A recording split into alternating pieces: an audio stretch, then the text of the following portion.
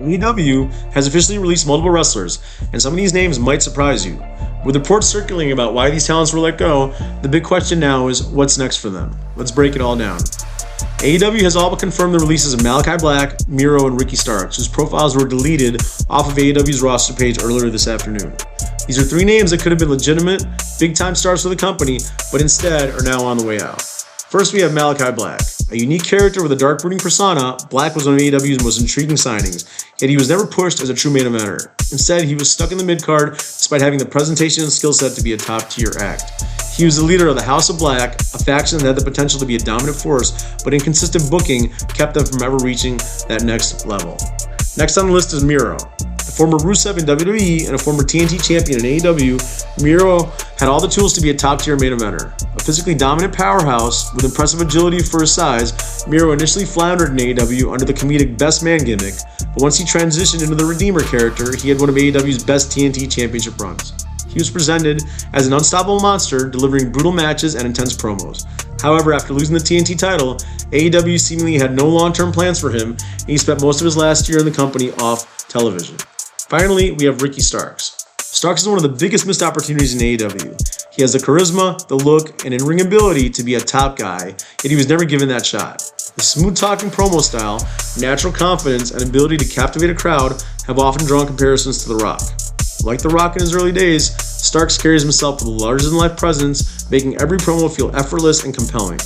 During his AEW run, Starks had standout moments, including a reign as FTW champion, a heated rivalry with Powerhouse Hobbs, and a star-making performance against Chris Jericho. He also won the AEW World Title Eliminator Tournament. But despite these highlights, AEW never fully capitalized on his potential as a top star and never gave him a consistent, high-profile storyline to fully showcase his potential. On top of that, he's close friends with CM Punk, which could make WWE an easy landing spot for him now that Punk is back in the company. While AEW hasn't given an official statement, reports suggest that these releases happen for a few key reasons. First, there's creative frustration. Some of these wrestlers were unhappy with their booking and how they were used on TV. And given AEW's inconsistent and oftentimes schizophrenic booking style, that's hardly a surprise. Then there's the budget side of things. AEW is a massive roster, and with new talent constantly coming in, some names are bound to be cut. Regardless of the reasons though, no wrestling company can afford to lose talents of this caliber by the handful. Now the big question, where do they go from here? For Malachi Black, a WWE return seems like a real possibility, especially with his wife Zelina Vega still there. If he does go back, will he reunite with the Judgment Day, or will WWE let him run his own dark faction?